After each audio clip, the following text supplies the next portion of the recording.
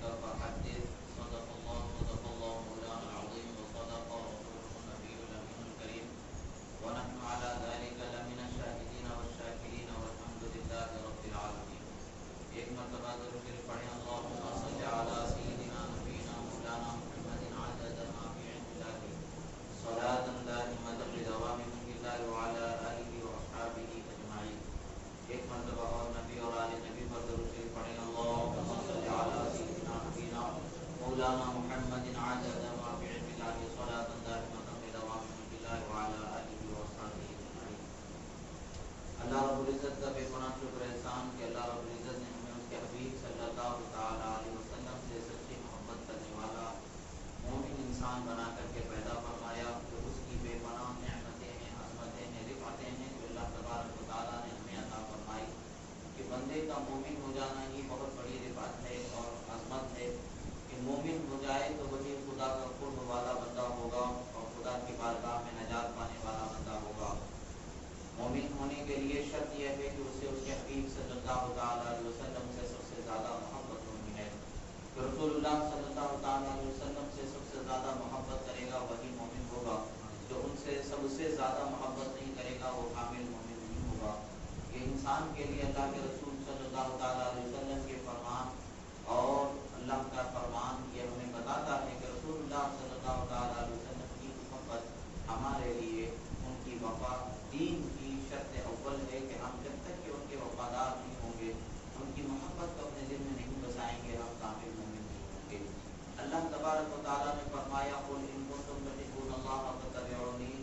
اے حبیب آپ ارشاد فرما دیں اگر تم اللہ کی محبت کے طلبگار ہو تو مجھ سے محبت کرنے میری اتباع کرنے والے ہو جاؤ کہ اللہ تبارک و تعالیٰ تم سے محبت فرمائے گا. کہ اللہ کے رسول صلی اللہ تعالیٰ علیہ وسلم کے زمانی اعلان فرمایا گیا، یعنی خدائے تبارک و تعالیٰ کی رضا اگر آپ چاہتے ہیں، اس کی خوشنودی اگر چاہتے ہیں، اس کی بارگاہ سے رحمت اور مغفرت کا مشتہ اگر پانا چاہتے ہیں، عنایت اور رفعتوں کو اگر پانا چاہتے ہیں، رحمتوں کو برکتوں کو اگر پانا چاہتے ہیں تو اتباع مصطفیٰ محمد عربی صلی اللہ تعالیٰ علیہ وسلم کی چاہت اور اتباع کو اپنے دل میں بسانا ہوگا. اور اللہ کے رسول صلی اللہ تعالیٰ علیہ وسلم کا فرمان ہے لا یؤمن احدکم حتی اکون احب الیہ من والدہ وولدہ والناس اجمعین، تم میں سے کوئی شخص اس وقت تک مومن نہیں ہو سکتا جب تک کہ میں اس کے نزدیک اس کے ماں باپ جان مال سب سے زیادہ پیارا نہ ہو جاؤں. کہ اللہ تبارک و تعالیٰ کا فرمان ہے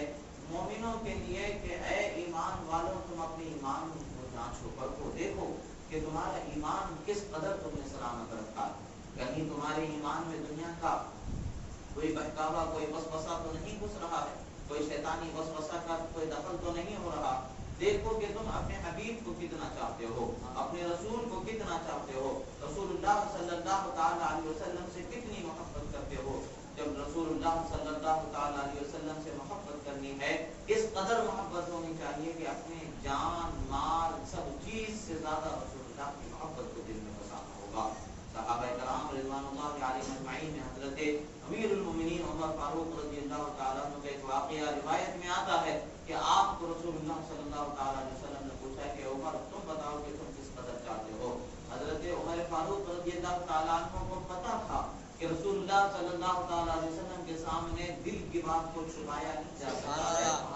زبان پر کچھ بول دیا اور دل میں کچھ اور رکھ لیا تو یہ نہیں ہو سکتا ہے، بلکہ وہاں پر اپنے بات کو زبان میں اور دل میں جو ہے وہ ایک ہونی چاہیے. انہوں نے کھلے طور پر عرض کیا یا رسول اللہ یوں تو میں سب سے زیادہ آپ کو چاہتا ہوں مگر بسا اوقات میں اپنا محاسبہ کرتا ہوں، گویا کہ میں اپنا حساب لگاتا ہوں کہ میرے اندر سب سے زیادہ کس چیز کی چاہت ہے تو میں اپنی جان کی زیادہ قدر پاتا ہوں، اپنی جان کی زیادہ چاہت پاتا ہوں. رسول اللہ صلی اللہ تعالیٰ علیہ وسلم نے اپنے دست مبارک کو ان کے سینے مبارکہ کو لگا دیا اور جیسے ہی دست مبارک ان کے سینے مبارکہ پر لگ گیا رسول اللہ صلی اللہ تعالیٰ علیہ وسلم نے پوچھا کہ عمر اب بتاؤ کہ تمہارا کیا حال ہے. حضرت عمر فاروق پر فرماتے یا رسول اللہ اس ذات کی قسم جس کے قبض قدرت میں میری جان ہے، میری جان سے زیادہ میں آپ کو پیار رکھتا ہوں، میری جان سے زیادہ میں آپ کو پیار رکھتا ہوں، میں سب سے زیادہ آپ کو چاہتا ہوں. اب میرے دل کی حالت ہی بدل گئی ہے. پتہ یہی چلتا ہے کہ مومن کامل وہ ہوگا کہ اللہ کے رسول صلی اللہ تعالیٰ علیہ وسلم کو اپنی جان سے زیادہ چاہنے والا ہوگا،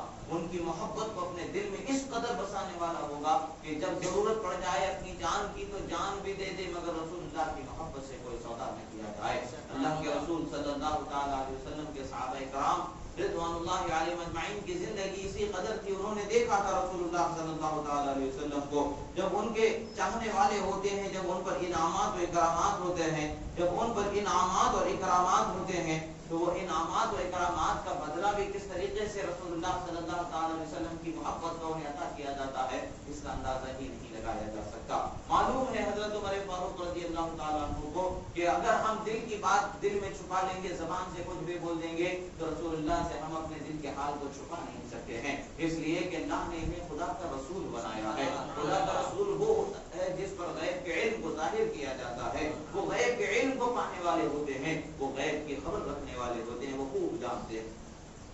صحابہ کرام کو جب یہ معجزہ ملتا تھا تو وہ اپنے ایمان میں اور تقویت لاتے تھے، اور جو انہوں نے ایمان نہیں لایا تھا وہ ایمان قبول کر کے رسول اللہ صلی اللہ علیہ وسلم کی غلامی میں حاضر آ جاتے تھے۔ ایسے ہی جنگ بدر میں جب حضرت عباس رضی اللہ تعالیٰ عنہ جو رسول اللہ صلی اللہ تعالیٰ علیہ وسلم کے چچا ہیں، جنگ بدر میں وہ قریش کی طرف سے مسلمانوں سے لڑنے کے لیے آئے تھے، ابھی اس وقت پر انہوں نے جو ہے قبول اسلام نہیں کیا تھا، اسلام کو قبول نہیں کیا تھا، ابھی انہوں نے کلمہ نہیں پڑھا تھا۔ قریش کے لوگوں نے جب ان پر پریشر بنایا تو قریش کے پریشر میں دباؤ میں آ کر کے وہ مسلمانوں کے خلاف لڑنے کے لیے میدان میں جو 1000 لوگ آئے تھے ان میں ایک یہ بھی چلے آئے تھے، مگر جو قید ہوئے تھے ان قیدیوں میں یہ بھی قید ہو گئے تھے، دوسرے جو فرار ہونے والے تھے، جان بچا کے بھاگنے والے تھے، بھاگ گئے تھے، مگر جو قید ہو گئے تھے ان قیدیوں میں یہ بھی حضرت عباس رضی اللہ تعالیٰ عنہ ہیں۔ ان کو جب رسیوں سے باندھ دیا گیا تھا تو رات میں تھوڑا سا سخت باندھا گیا تھا تو رات بھر ان کو درد کی وجہ سے وہ رویا کرتے تھے اور ان کے آنکھ سے آنسو نکلا کرتے تھے اور اپنے گھر والوں کو یاد کر کے رویا کرتے تھے۔ رسول اللہ صلی اللہ تعالیٰ علیہ وسلم ان کی آواز سن کر کے بے چین ہو جایا کرتے تھے۔ رسول اللہ صلی اللہ تعالیٰ علیہ وسلم حضرت عباس رضی اللہ تعالیٰ عنہ جو ان کے چچا ہیں ان سے بے حد محبت فرماتے تھے، اور ان کی تکلیف سے رسول اللہ صلی اللہ تعالیٰ علیہ وسلم کو رنج ہوا، آپ بے چین ہو گئے۔ صبح جب ان کے آزادی کا معاملہ آیا رسول اللہ صلی اللہ تعالیٰ علیہ وسلم نے فرمایا کہ چچا جان آپ فدیہ ادا کر دیں اور فدیہ ادا کر کے آپ رہائی حاصل کر لیں۔ حضرت عباس رضی اللہ تعالیٰ عنہ فرماتے ہیں کہ بھتیجے تم جانتے ہو کہ میں جب تم لوگوں نے مجھے مکہ میں چھوڑ کر کے مدینے کو جب آپ نے ہجرت کیا تھا اس وقت پر تو میں بہت غریبی کی حالت گزار رہا تھا، اتنا بڑا فدیہ میں کیسے ادا کر سکتا ہوں، میرے پاس کہاں فدیہ کی رقم ادا کرنے کی ہے۔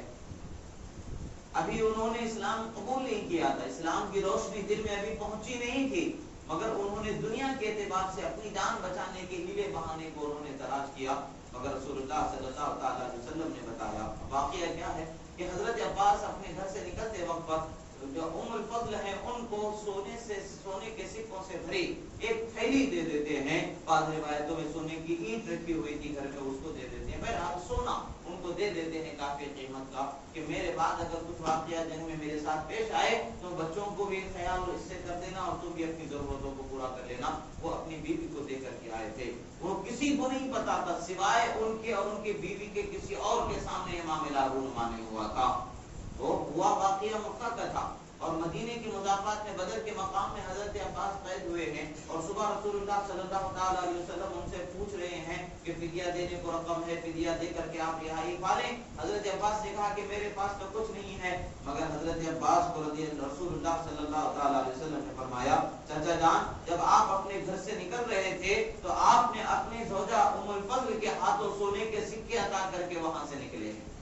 آپ انہیں سونے کے سکے دے کر کے آئے ہیں۔ آپ ایسا نہ کہیں کہ آپ کے پاس مال نہیں ہے جو فدیہ نہ ادا کیا جا سکے، آپ کے پاس مال ہے، آپ فدیہ ادا کر سکتے ہیں اور آپ فدیہ ادا کر کے اپنے رہائی پالیں۔ جب حضرت عباس رضی اللہ تعالیٰ عنہ نے دیکھا کہ اب میرا راز نہیں رہا، انہوں نے فدیہ دے کر کے اپنی جان چھڑا لی۔ بعد میں فرماتے ہیں کہ رسول اللہ صلی اللہ تعالیٰ علیہ وسلم کا یہ معجزہ، یہ بیان جو غیب کی خبر کا انہیں دینا تھا، ان کے دل میں ہمیشہ وہ پیوست رہا، ان کے دل میں ہمیشہ وہ چیز گردش کرتے رہے۔ آخرکار ایک وقت وہ بھی آیا کہ وہ معجزے نے ان کے دل کی دنیا ہی بدل ڈالی، اور رسول اللہ کی بارگاہ میں حاضر ہو کر کے عرض کرتے ہیں اے میرے بھتیجے، اے اللہ کے رسول، وہ کلمہ پڑھاؤ اور مجھے اپنے اسلام میں داخل فرما لے۔ صلی اللہ تعالیٰ علیہ وسلم نے انہیں کلمہ پڑھایا فرمایا اور اسلام میں داخل فرما لیا۔ ایسے ہی رسول اللہ صلی اللہ علیہ وسلم کی بارگاہ میں بہت سارے لوگ آزمانے کے لیے بہت کوششیں کرتے تھے۔ آزمایا جانا بہت ان لوگوں کو یہ ہوتا تھا کہ دیکھا جائے، جانچا جائے، پرکھا جائے کہ بھئی کوئی بات تو ہے،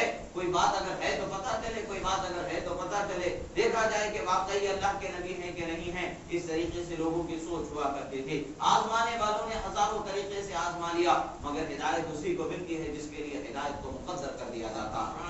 آزمانا تو ابو جہل نے بھی بہت آزمایا، مگر اس کا مقدر ہدایت نہیں تھی۔ مگر کچھ وہ لوگ تھے کہ جن کو آزمانے پر ہدایت کو مقرر کر دیا گیا تھا، یعنی ان کے سامنے کچھ شبہات تھے، کچھ پردے پڑے ہوئے تھے، اندھیرے تھے، کچھ جب اجالے رسول اللہ کے معجزوں کے ان کے دل کے فکر کے اندھیروں میں جلوہ فرما جاتے ہیں تو ہدایت کے راستے کو وہ چن لیتے ہیں اور ہدایت پر چلنے والے ہو جاتے ہیں۔ ایسے ہی ایک اعرابی رسول اللہ صلی اللہ علیہ وسلم کی خدمت میں حاضر ہوتا اور یہ سوچ کر کے آتا ہے کہ آج جائیں محمد عربی صلی اللہ تعالی علیہ وسلم کو آزمایا جائے، دیکھا جائے، ان سے پوچھا جائے کوئی ایسی بات اگر وہ بتا دیتے ہیں جو مجھ کو سچی اور صحیح لگتی ہے تو میں ان کے غلاموں میں اپنے آپ کو شمار کر لوں گا۔ یہ ارادہ ان کا ہوا کرتا تھا۔ بہت سارے لوگ جو آیا کرتے تھے، ایسے ہی ان میں سے ایک ایسے عربی آئے کہ جو رسول اللہ صلی اللہ تعالی علیہ وسلم کے پاس آنے کا ارادہ کیا۔ انہوں نے جب جنگل سے راستے سے گزر رہے تھے تو کبوتر کے گھونسلے پر ان کی نظر پڑ گئی۔ کبوتر کے گھونسلے کو دیکھا، اوپر چڑھ کر کے درخت پر جب دیکھا تو اس میں کبوتر کے 2 بچے تھے۔ انہوں نے ان 2 بچوں کو پکڑ کر کے اپنی آستین میں چھپا لیا۔ اتنا کرنا ہی تھا کہ کبوتر کے بچوں کی جو ماں تھی وہ ان پر جھپٹ پڑتی ہے تو وہ اس کو بھی پکڑ لیتے ہیں اور اپنی آستین میں چھپا لیتے ہیں اور رسول اللہ صلی اللہ تعالی علیہ وسلم کی خدمت میں حاضر ہو جاتے ہیں اور سوال فرما رہے ہیں، یا اے محمد عربی صلی اللہ تعالی علیہ وسلم، آپ یہ بتائیں کہ میری آستین میں کیا ہے؟ اگر آپ میری آستین میں ہے کیا ہے بتا دیں گے تو میں آپ پر ایمان لے آؤں گا اور میں مسلمان ہو جاؤں گا۔ رسول اللہ صلی اللہ تعالی علیہ وسلم مسکراتے فرماتے ہیں، سن، جب تو اپنے گھر سے نکلا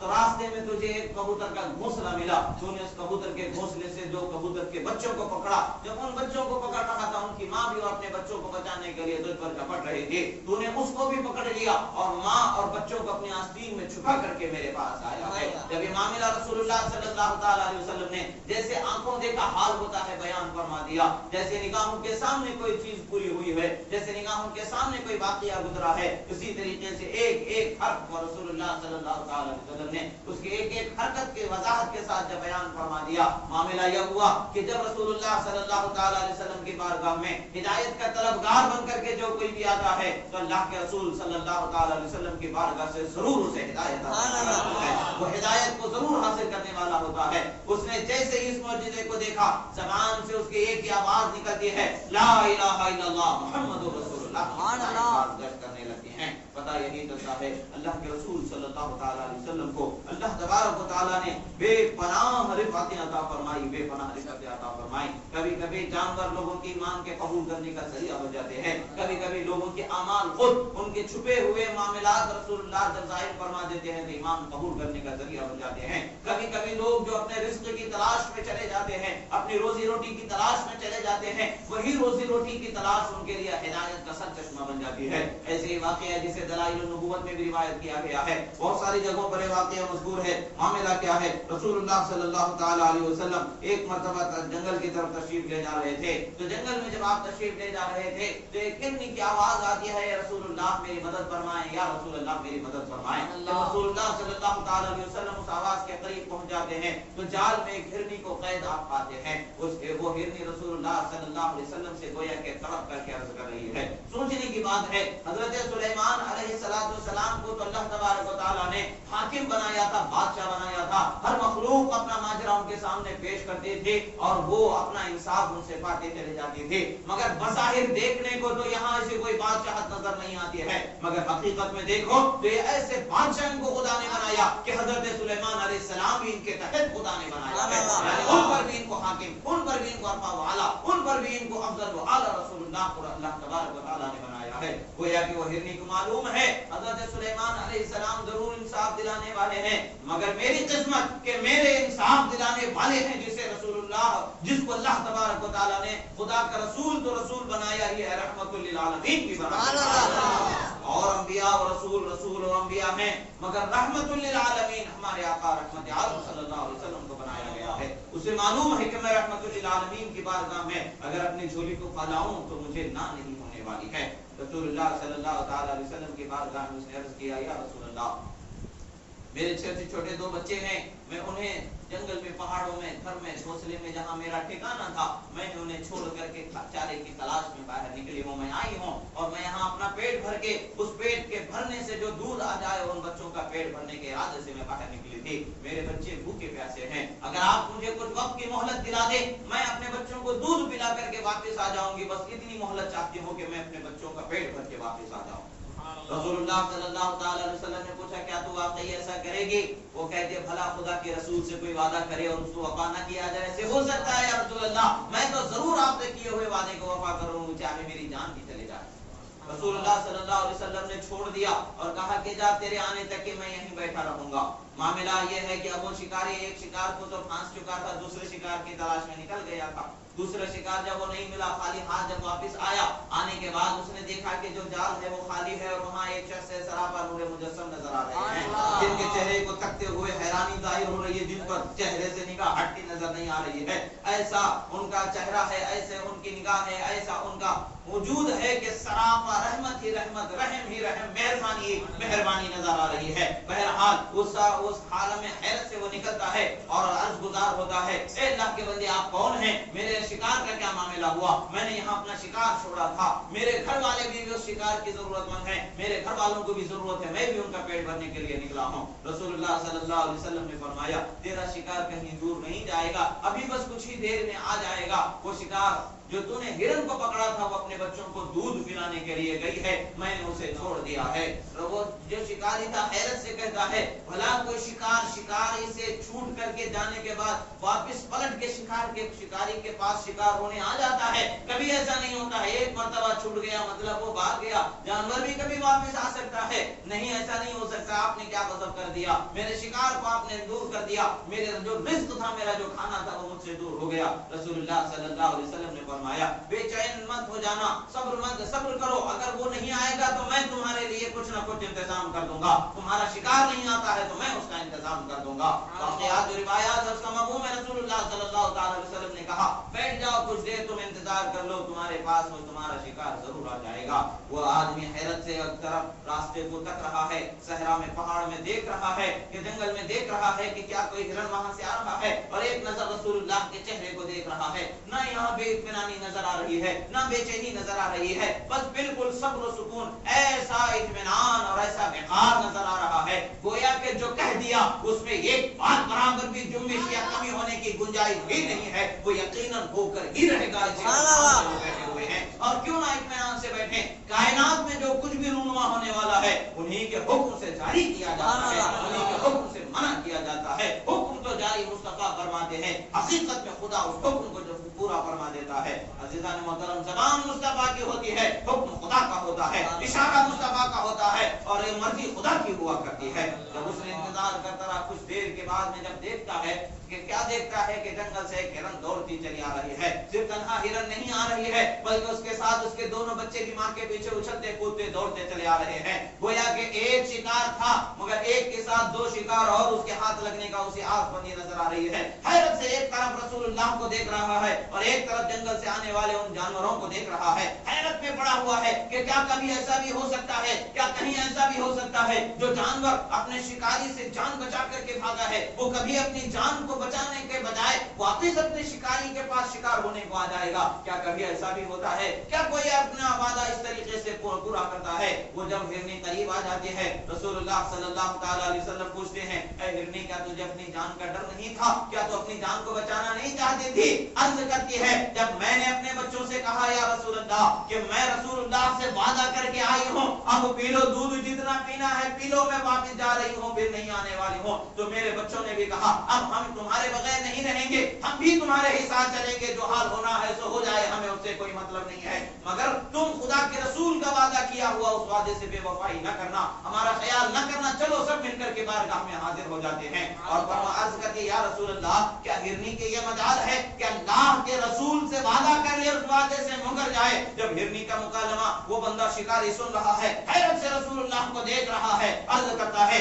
جب ایک ہرنی آپ کو اللہ کا رسول ہونے کا پہچان اور معرفت کا بیان دے رہی ہے، پہچان رہی ہے اور آپ کو اللہ کا رسول مان رہی ہے، تو میں انسان ہو کر کے کیسے نہیں مان سکتا؟ مجھے بھی مسلمان بنائیں کہہ کے لا الہ الا اللہ اسلام میں داخل ہو جاتا ہے اور رسول اللہ صلی اللہ علیہ وسلم سے عرض کرتا ہے یا رسول اللہ آپ کے قدموں پر میں ان جانوروں کو نثار کر دیتا ہوں، آزاد کر دیتا ہوں، میں نے انہیں آزادی عطا فرما دے۔ اور حیرت سے وہ دیکھنے والوں نے دیکھا جنگل کی ہرنی بھی واپس جا رہے تھے اور یہ عرض کرتی جا رہی ہے کہ گویا کہ وہ اپنے الفاظ میں اظہار کر رہی ہے خدا کے رسول کو خدا نے کیسا رحمت بنا کر کے بھیجا، وہ ہمارے لیے بھی رحمت ہے، وہ ان کے لیے بھی رحمت ہے، جانور کے لیے بھی رحمت ہے، بشر کے لیے بھی رحمت ہے، ہر ایک کے لیے رحمت بنا کر کے بھیجا۔ کیا ہی میری قسمت کے رحمت والے نبی کا مجھے سہارا مل گیا۔ گویا کہ وہ اپنے اس آزادی کے لیے رسول اللہ کو جو وسیلہ سمجھی، وسیلہ جانی حقیقی طور پر اس وسیلے کا وہ اعتراف کرتے ہوئے جا رہی ہے۔ بات سمجھ میں یہ آتی ہے کہ اللہ کے رسول صلی اللہ تعالی علیہ وسلم کی ذات کو اللہ تبارک و تعالی نے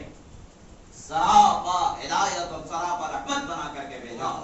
وہ تنہا کسی ایک کے لیے نہیں بلکہ تمام عالم کے لیے رحمت بنائے گئے، کسی ایک مخلوق کے لیے رحمت، کسی ایک فرد کے لیے رحمت، کسی ایک خاص قبیلے کے لیے نہیں بلکہ سب کے لیے خدا نے ان کو رحمت بنا کر کے بھیجا ہے۔ اور یہ رحمت والے نبی کے رحمتوں والے یہ عمل ایسے ہوتے ہیں، معجزے ایسے ہوتے ہیں کہ دیکھنے والے حیران رہ جاتے ہیں کہ کیا کہیں ایسا بھی واقعہ ہو جاتا ہے؟ کیا کبھی ایسا بھی ہو سکتا ہے رسول اللہ صلی اللہ تعالی علیہ وسلم کی حقانیت و صداقت کا معاملہ کیا بات ہوتی ہے؟ ایک مرتبہ رسول اللہ صلی اللہ تعالی علیہ وسلم تشریف فرما تھے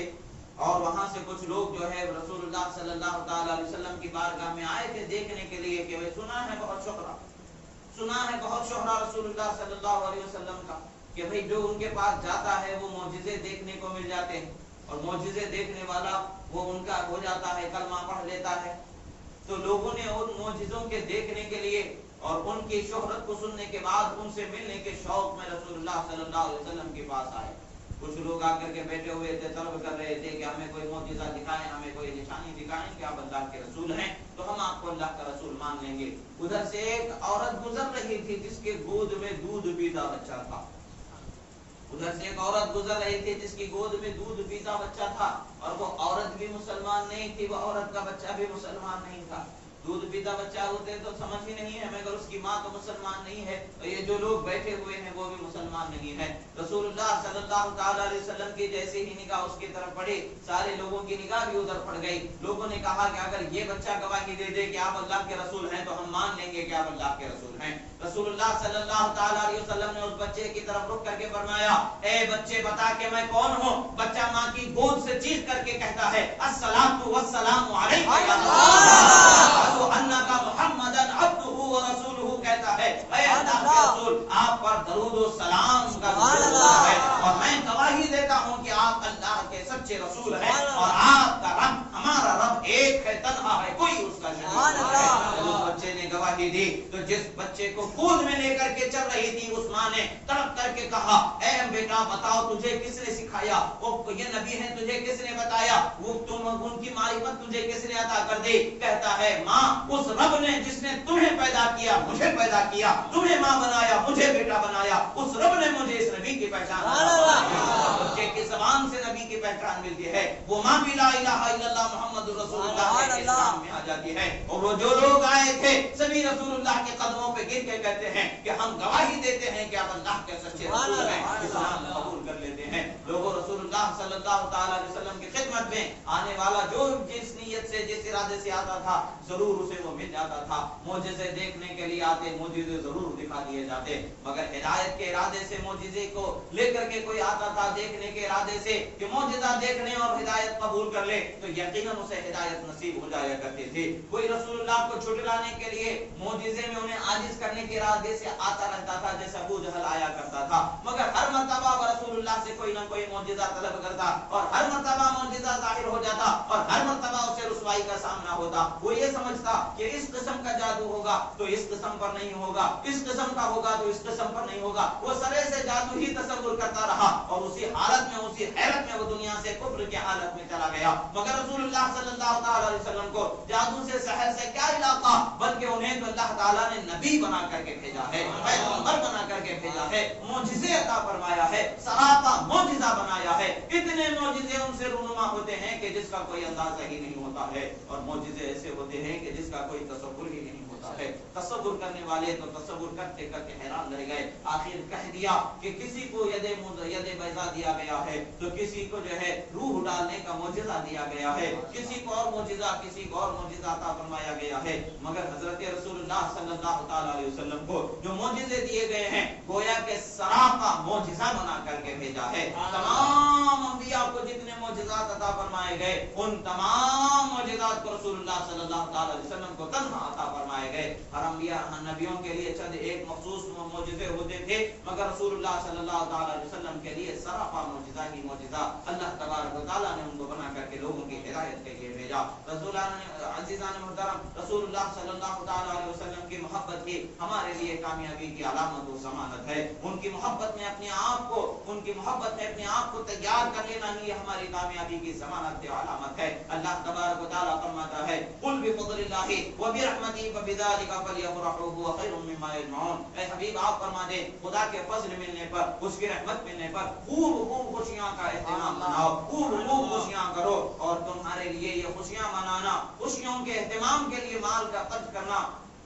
مال جمع کر کے رکھنے سے زیادہ بہتر ہے۔ رسول اللہ صلی اللہ تعالی علیہ وسلم پر جس عظیم کتاب کو اللہ نے نازل فرمایا اس کتاب میں ہمیں یہ بتا دیا کہ رسول اللہ سب سے بڑی رحمت ہے، سب سے بڑی نعمت ہے، رسول اللہ صلی اللہ تعالی علیہ وسلم سب سے بڑا فضل ہے۔ جب ہمیں فضل و رحمت مل جاتی ہے، فضل و نعمت مل جاتی ہے تو ہمیں خوشیوں کا اہتمام کرنا ہے۔ تو ہر نعمت کی جان جو نعمت ہے رسول اللہ کی ذات ہے، ہر رحمت کی جان جو ہے ہستی ہے وہ رسول اللہ کی ذات ہے۔ جب وہ ان کو اللہ نے ہمیں عطا فرمایا ہے تو ہم خوشیوں کا اہتمام کیسے نہ کریں۔ ہم مومنوں کے لیے یہی شایع نشان ہے کہ رسول اللہ صلی اللہ تعالی علیہ وسلم کے لیے خوب خوشیوں کا اہتمام کریں، خوب اپنے گھروں کو اور اپنی گلیوں کو سجا ڈالیں، اس لیے کہ رسول اللہ صلی اللہ تعالی علیہ وسلم جب مکہ سے ہجرت کر کے مدینہ تشریف لا رہے تھے، جب مدینہ تشریف لا رہے تھے تو صحابہ کرام ایک ایک بعد دیگرے جو لوگ آپ کے دشمن بن کر کے آپ کے پاس آ رہے تھے، بڑے بڑے انعامات کا اعلان ہو گیا تھا، 100 اونٹ 200 اونٹ نہ جانے کتنے اونٹوں کا اعلان کر دیا گیا تھا، جو خبر بھی دے گا انہیں اتنے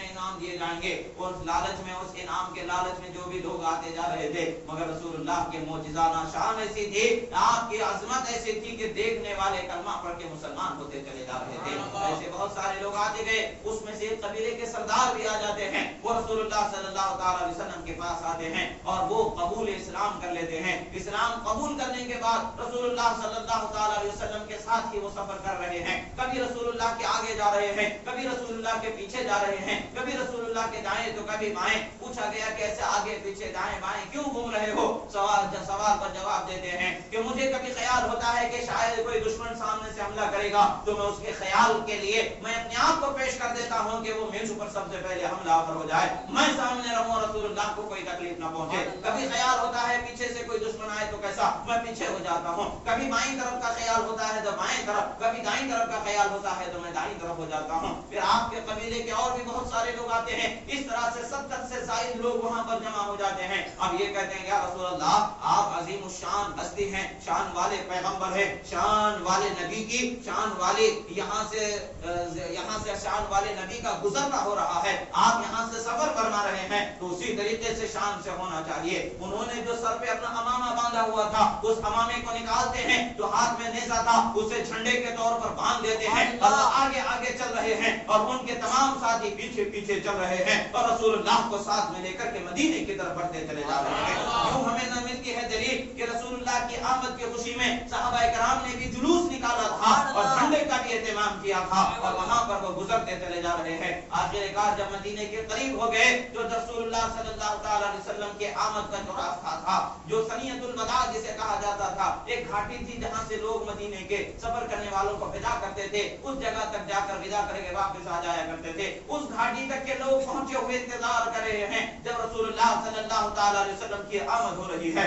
تو مدینے کی ہر گلی سے ترانہ گونج رہا تھا. طلع البدر علینا من سنیۃ الوداع وجب الشکر علینا ما دعا للہ داعی کا ترانہ گونج رہا تھا. ہم پر اللہ نے ایک چاند کو طلوع فرما دیا ہے، ایسا چاند جو سنیا کی گھاٹی سے ہم پر طلوع ہوا ہے، اور وہ ایسا ہے کہ جن کی اطاعت اور فرما برداری ہم پر لازم کر دیا گیا ہے. ہمیں ان کی اطاعت اور فرما برداری کرنا ہے. رسول اللہ صلی اللہ تعالی علیہ وسلم کی آمد پر دب چھوٹی چھوٹی بچیاں دب بجا رہی تھی، خوشیوں کا اہتمام کر رہی تھی. ہر گلی کو سجایا گیا تھا، ہر گھر کو سجایا گیا تھا، ہر علاقے کو سجایا گیا تھا. رسول اللہ صلی اللہ تعالی علیہ وسلم کی سواری تشریف لائی ہے اور آپ اونٹی پر سوار ہو کر کے آئے ہیں. رسول اللہ صلی اللہ تعالی علیہ وسلم کی عظیم سواری کا آنا، رسول اللہ کی آمد کا ہونا اور رسول اللہ کی آمد کے لیے خوشیوں کا اہتمام کرنا اور قرآن کا اعلان فرمانا، یہ ساری چیزیں ہمیں بتاتے ہیں کہ ہمیں رسول اللہ کی آمد پر خوشیوں کا اہتمام کرنا یہ اللہ اور اس کے رسول کے صحیح طریقوں میں سے ایک طریقہ ہے. کہ زمانے میں الگ الگ ہوتا ہے